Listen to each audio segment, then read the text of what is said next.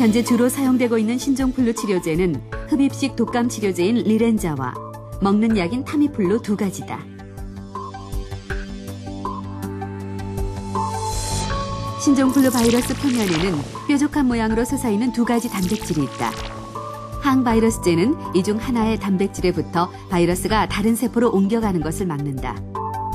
세포 안에 갇힌 바이러스는 결국 갈 곳을 잃고 증식을 멈추게 된다.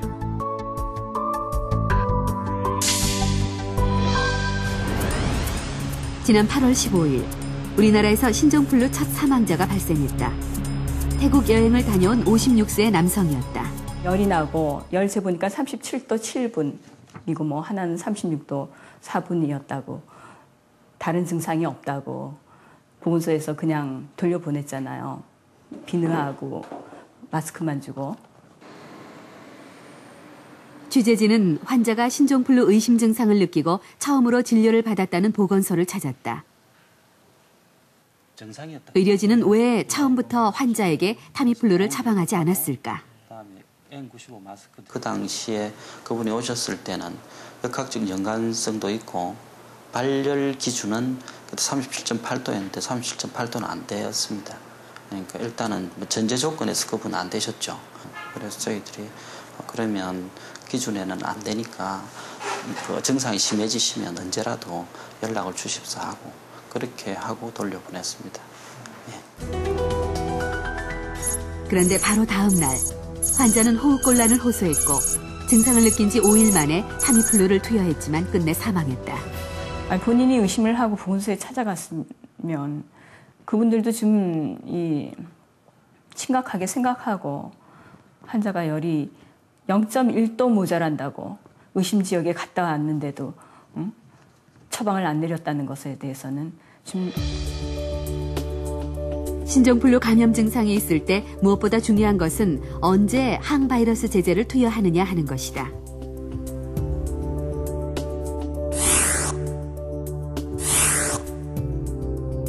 우리 몸의 면역력과 싸워 이긴 바이러스는 그때부터 빠른 속도로 증식을 한다.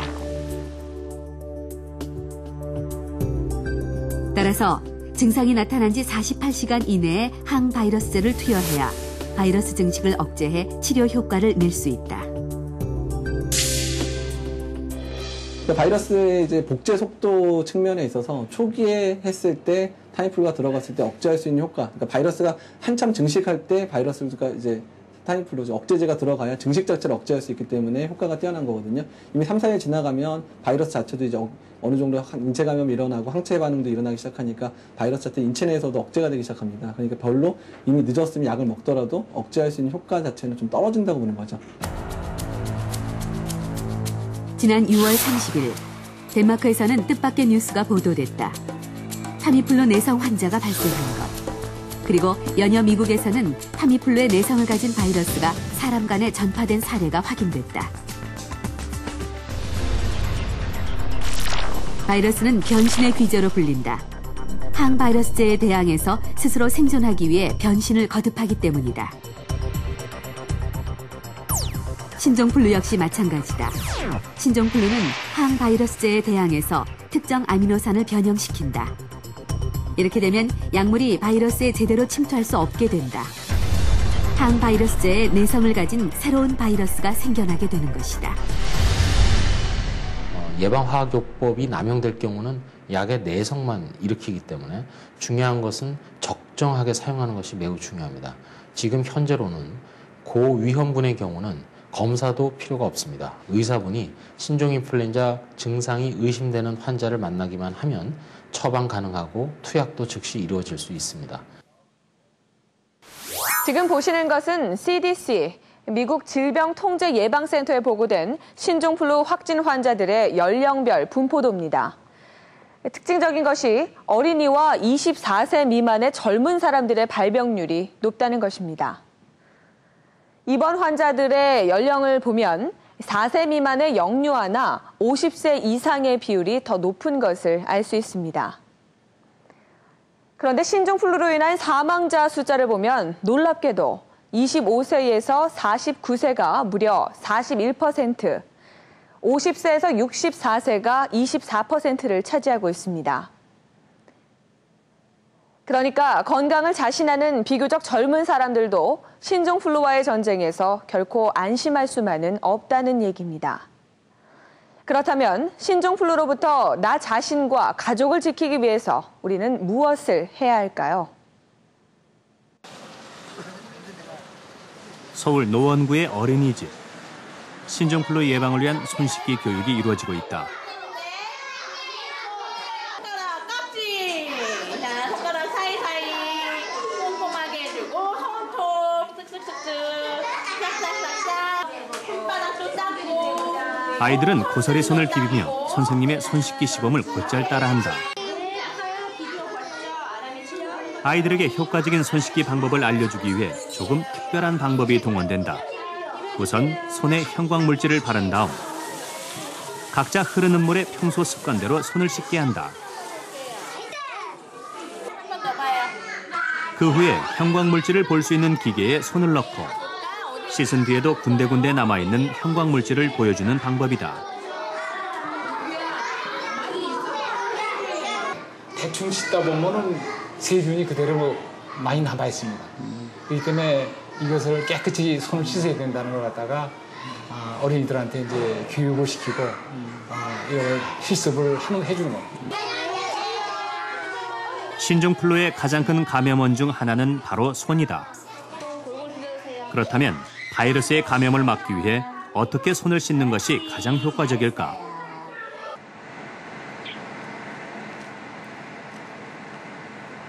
일단 여러분의 손이 크리내야 됩니다. 손 씻는 방법에 따라 세균 제거 효과가 얼마나 달라지는지 직접 실험해 보기로 했다. 손바닥에 어느 정도 세균이 남았는가를 채취를 해가지고 세균 검사를 할. 깨끗한 손 위에 비병원성 대장균을 묻히고 손을 씻지 않는 그룹과 물, 비누, 손 세정제로 씻는 그룹을 각각 나눠 그 효과를 비교해보는 실험. 30초 동안 물로 손을 씻은 경우와 비누로 씻은 경우 그리고 손 세정제로 손을 씻은 경우 각각의 손에 남아있는 세균을 채취해 배양에 들어갔다.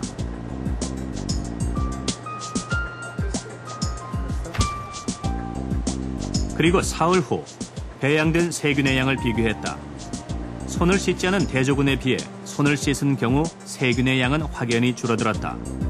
실험 결과 비누는 96%, 물은 95%, 세정제는 93%의 세균 제거율을 기록했다.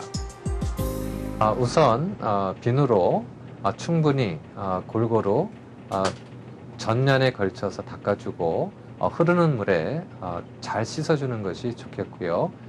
씻는 시간도 중요하다고 생각이 됩니다. 적어도 20초에서 30초 이상은 충분히 헹궈줘야 세균이 나타난다고 생각이 됩니다.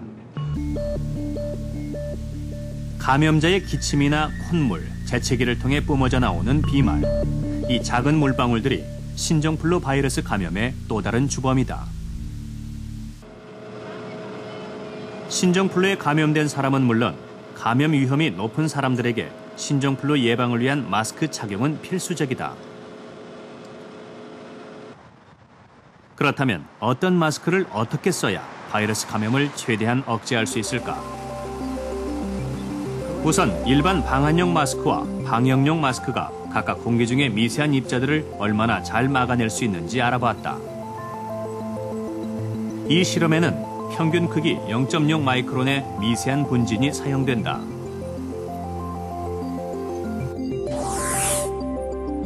일반 마스크의 분진 투과율은 43.4%. 반면 방역용 마스크의 결과는 0.484%. 100개 중 0.4개의 분진만이 마스크를 통과했다는 이야기다. 그렇다면 방역 마스크의 경우 쓰는 방법에 따라 분진 투과율이 얼마나 달라질까? 끈을 당겨 완전히 밀착해서 사용하는 경우와 그렇지 않은 경우의 활동 중 분진 투과율을 비교해봤다. 마스크를 느슨하게 착용했을 때의 투과율은 25%, 완전히 밀착시킨 경우의 투과율은 1.3%였다. 방역용 마스크를 올바로 착용하시려면 우선 그 KF94라고 하는 방역용 마크를 확인하셔야 되고요. 그 마스크를 착용할 때는 이 머리끈 조절을 해서 사용자의 머리끈에 알맞게 착용을 해야 되고 그때 착용하고